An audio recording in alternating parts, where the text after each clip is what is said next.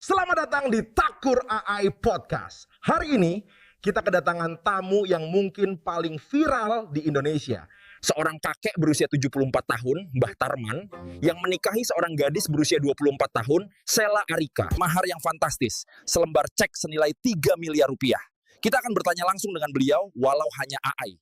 Oke, langsung aja kita sambut Mbah Tarman.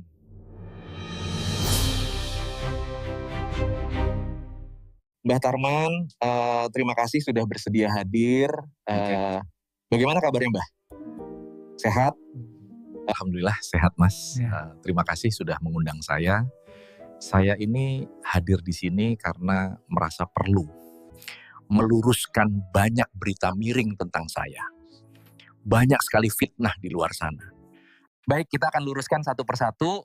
Publik tahu Mbah berusia 74 tahun, sementara istri Mbah, Sela, baru 24 tahun. Perbedaan usia yang sangat jauh, 50 tahun. Dari data yang kami kumpulkan, Mbah baru kenal Sela dan keluarganya sekitar 1 bulan sebelum akhirnya memutuskan menikah.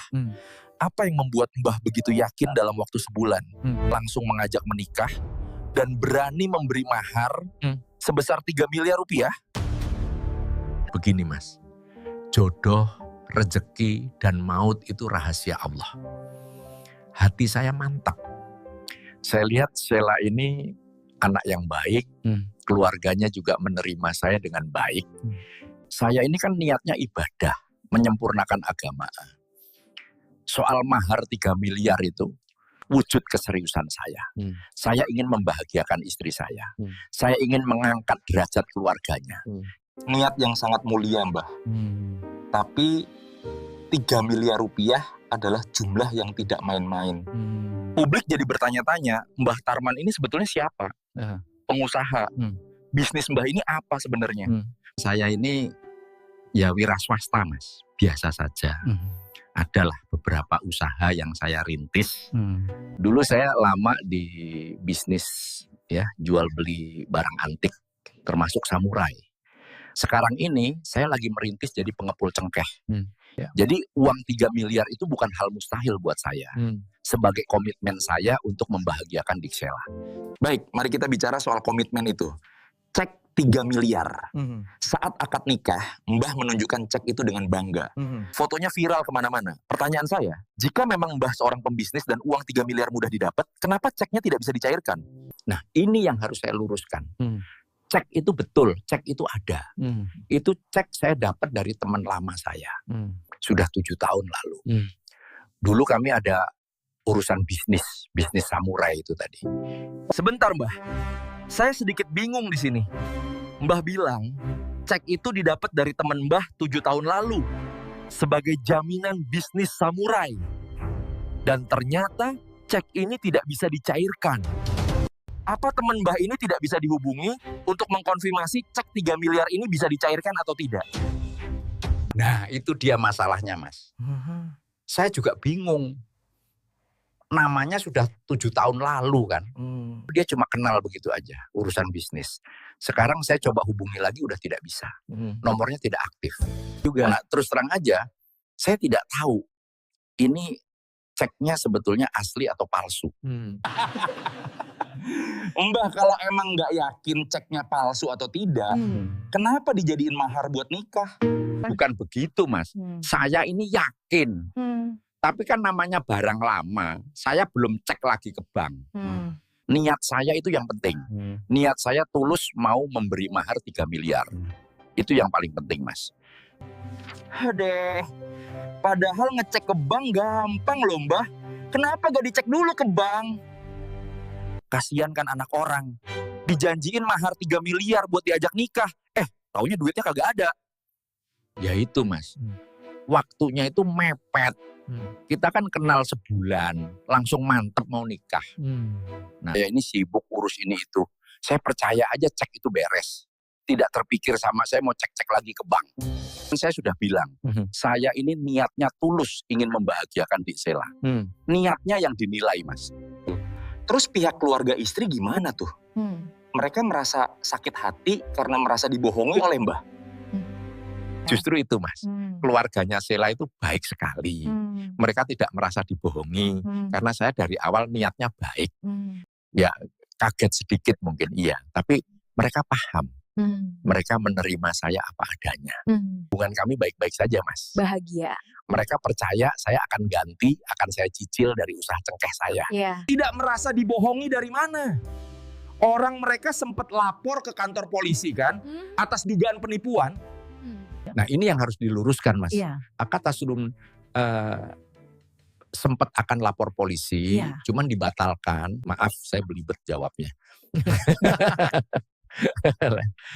Saya lanjut ya. Karena masalah ini akan diselesaikan secara kekeluargaan, saya juga berjanji selaku suaminya Dek Sheila, akan saya ganti mahar 3 miliar itu. Akan saya cicil dari usaha cengkeh saya. Oke, akan dicicil dengan usaha cengkeh. Oke. Kalau boleh tahu, omset usaha cengkehnya berapa, Mbah? Itu rahasia dapur perusahaan.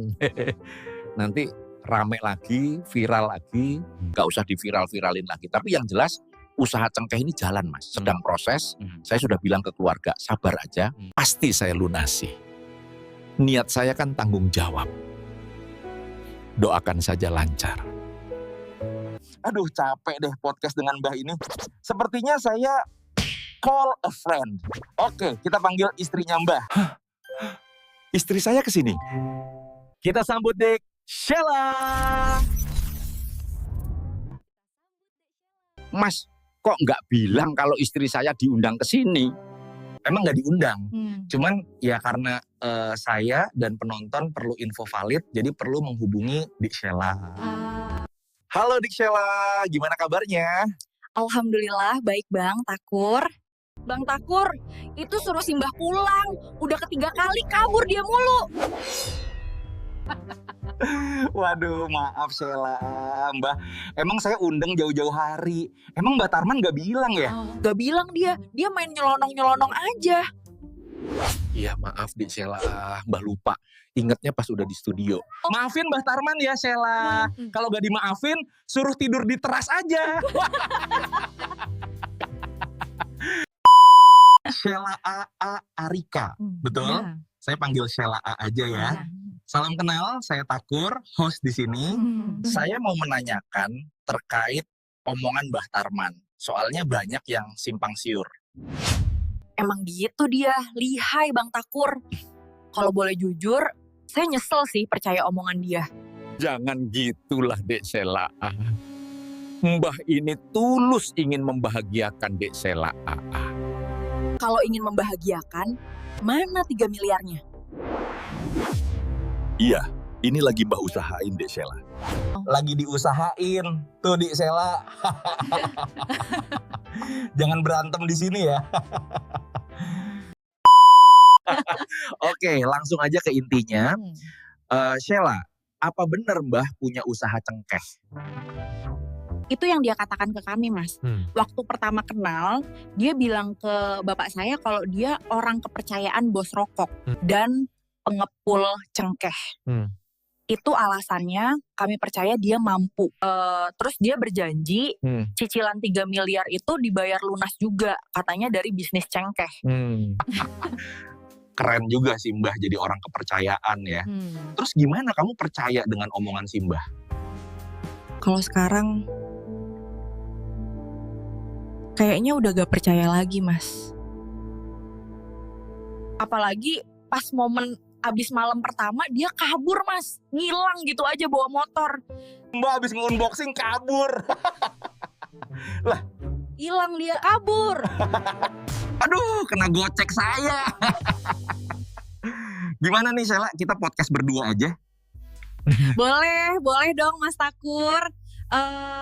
Mau nanya apa nih? Sheila, kok mau sih nikah sama Mbah Tarman? Padahal perbedaan umur di antara kalian kan 50 tahun. Jujur ya Mas, kalau ditanya kenapa? Awal saya ketemu, dia sosok yang sangat dewasa, dengan tutur kata sopan yang lembut. Walaupun usia Mbah terhitung tua ya, tapi itu tertutupi dengan penampilan yang rapih. Mbah juga termasuk orang yang mapan Mas. Di samping itu, semua keluarga suka sama dia. Iya. Saya juga awal podcast sangat suka dengan tutur kata beliau.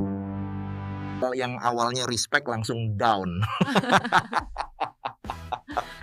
Oke, lanjut ke pertanyaan berikutnya. Minta mahar 3 miliar itu Anda atau Mbah Tarman sendiri yang menawarkan ke Sheila? Bukan, Mas. Kami sekeluarga tidak pernah minta. Mbah Tarman sendiri yang menawarkan. Maharnya 1 miliar, Mas. Dengan 1 unit mobil Camry yang dia bawa setiap dia mampir datang ke rumah. Hanya itu sebagai bukti keseriusan dia untuk mengangkat derajat keluarga. Saat H-2 menjelang akad, mahar itu diganti dengan mahar cek 3 miliar. Ya udah, gak apa-apa deh.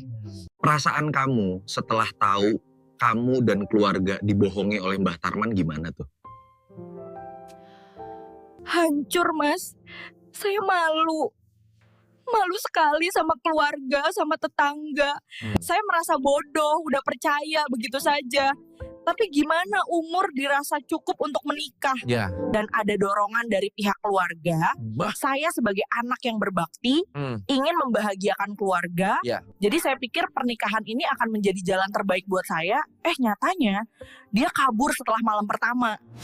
Wanita mana sih yang gak sakit ditinggal gitu aja setelah malam pertama? Sakit hancur pokoknya, Mas.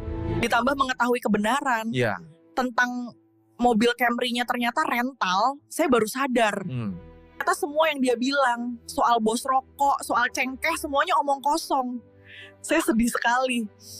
Aduh, saya ikut prihatin, Sheila. Semoga ada hikmah untuk semua kejadian ini. Untuk sekarang, gimana status Anda dengan Mbah Tarman? Masih suami istri? Moga mengajukan pembatalan nikah atau menggugat cerai, Mbah Tarman? Sampai sekarang saya masih istrinya, sah secara hukum. Jujur kami sekeluarga masih bingung.